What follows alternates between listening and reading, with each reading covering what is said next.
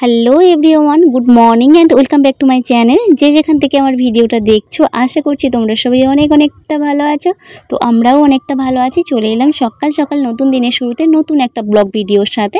দেখতেই পাচ্ছ ওয়েদারটা একদমই মেঘলা ওয়েদার। তো আজ আমাদের ছাদ ঢালাইয়ের পালা। তো জানি না এই ওয়েদারে হবে কি না। তো ফোন করা হয়েছিল, ঢালাই মেশিন অলরেডি বেরিয়ে পড়েছে আর এখন এসেও পড়েছে।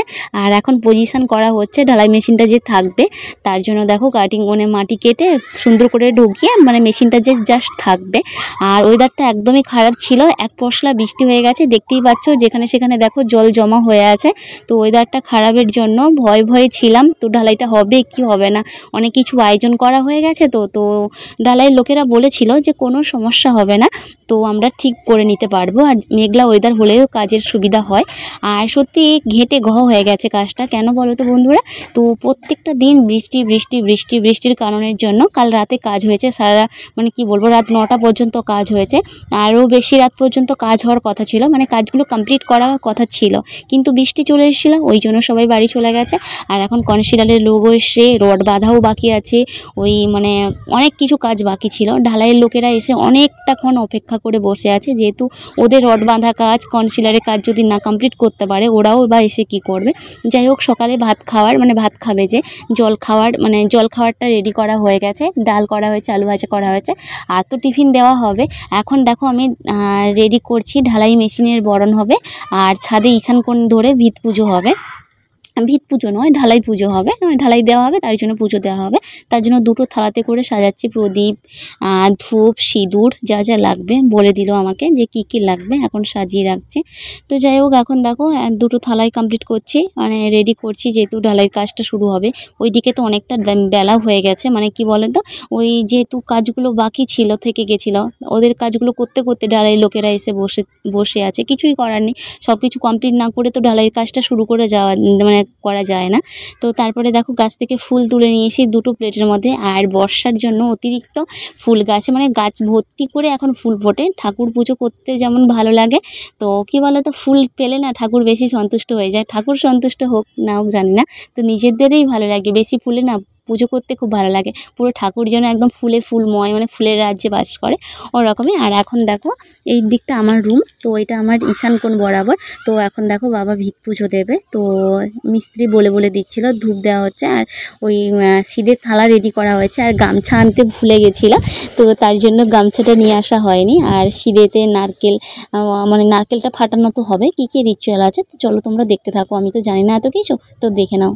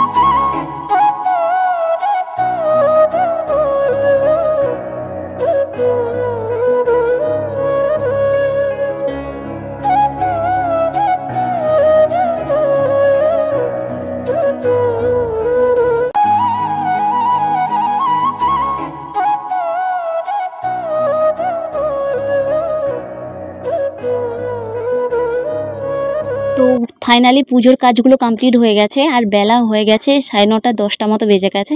তার জন্য বললো সবাই যে ঢালাইটা শুরু করব, খাওয়ার খেয়ে দিয়ে তারপরে শুরু করব, না হলে ওনারা কিন্তু অ্যাক্টিভ করে অর্ধেক ঢালাই করে তারপরে কিন্তু ভাত খায়।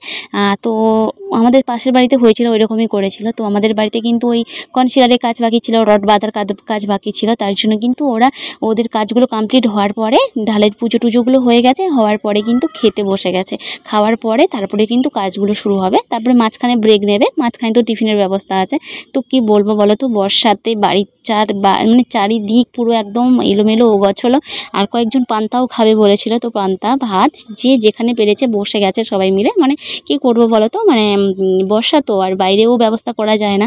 বারান্দা থেকে, রান্নাঘর থেকে, গ্যাসের রুমের কাছে সবাই মোট বসে গেছে। আর ওইদিকে দেখো বাবার রুটি নিয়ে এসছে, যেহেতু টিফিন দেওয়া হবে টিফিনের জন্য।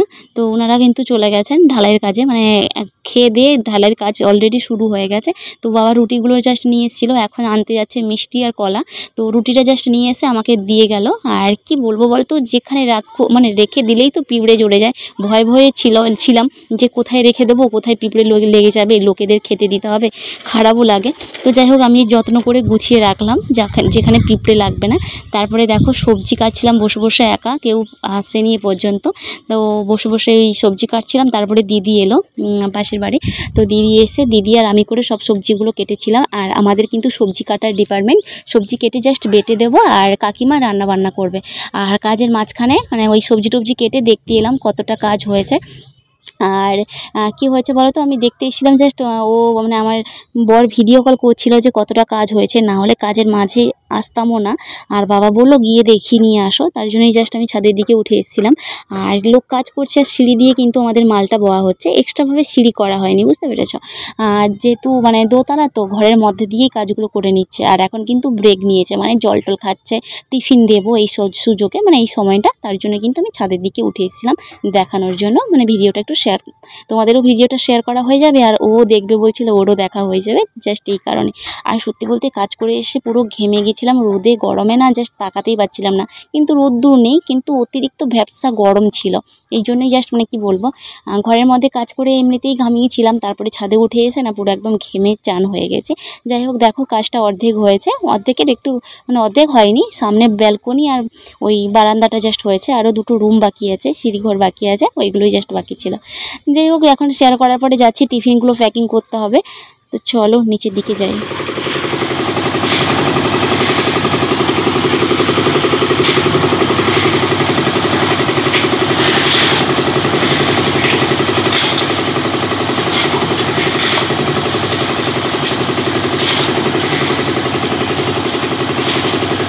কাকিমার মেশো করে মাংসগুলো ভালো করে জল দিয়ে ধুচ্ছে, আর আমি আর দিদি করে পেঁয়াজ আদা রসুন ওইগুলো কাটছিলাম। ওইগুলো কাটার পরে দিদিকে বললাম যে দিদি তুমি বেটে দাও, আমি টিফিনগুলো প্যাক করে নেব, তো তাড়াতাড়ি হয়ে যাবে। কাকিমা ওইদিকে উনুন ধরিয়ে দিয়েছে, উনুনে রান্নাও অলরেডি বসে গেছে, শাকের তরকারি হবে, মাংস হবে, আর আমের চাটনি হবে। আর তারপরে ওই মশলা টশলা করে দিয়ে আমি দিদি আর মেশো তিনজনে মিলে বসে পড়েছি কিন্তু এখন টিফিন প্যাকিং করতে। তো পাউরুটি, কলা আর ছিল মিষ্টি। তো দিদি রুটিগুলো প্যাকিং করছে, আমি কলা দিচ্ছি, মেশো একটা করে মিষ্টি দিচ্ছে, ওরকম করে হাতে হাত লাগিয়ে না সবাই মিলে করে নিচ্ছি তাড়াতাড়ি করে, যাতে মানে কি বলো তো ব্রেক পড়ে গেছে, ওরা খাবে, আর তার জন্য কিন্তু তাড়াহুড়ো করে কাজগুলো করে নিচ্ছে।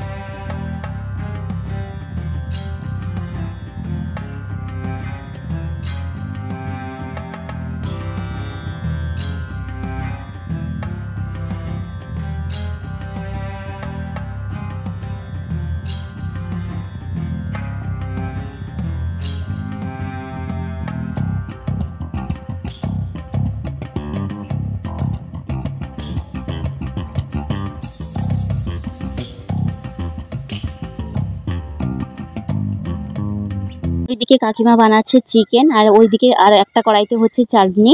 এখন আমাদের জল বাওয়ার পালা, মানে কি বলতো আমাদের ঢালাইটাও হচ্ছে, আর মেশিনও আমাদের যে সাবমার্সিবল আছে ওই সাবমার্সিবলটাও খারাপ হয়ে গেছে। যাই হোক করে লোককে ডেকে সারানো হয়েছে, তো এখন জল বইতে হবে, যেহেতু এতগুলো মানুষজন খাবে। তো তার জন্য বললাম দিদি এখানে রান্না বান্না হচ্ছে, হোক, তো চলো আমরা যাই জলগুলো বয়ে নিই। আর দেখো আমার মেজো কাকিমা খুবই মজার মানুষ, এসে দেখো এমন করে ভান করছে, বলছে একটু ভিডিও কর, সবাইকে বলবি আমি রান্না করছি, করছি আর কিভাবে ঘেমে যাচ্ছি। তো এইরকম করে মজা ঠাট্টা করছিলাম সবাই মিলে। আর দেখো কিভাবে ঘাম মোছার ভান করছে, মানে সবাইকে বোঝানোর চেষ্টা করছে যে কাকিমাই রান্না করছে। তো যাই হোক, ঢালাইয়ের কাজ কিন্তু আমাদের কমপ্লিট হয়ে গেছে। তো এখন লোকজনকে খেতে দেওয়া হবে। খুব তাড়াতাড়ির মধ্যে ইজিলি হয়ে গেছে, খুব ভালোভাবে হয়ে গেছে। বৃষ্টি মানে ঢালাই কাজ শেষ হয়েছে আর এক পশলা বৃষ্টিও চলে এসেছিল।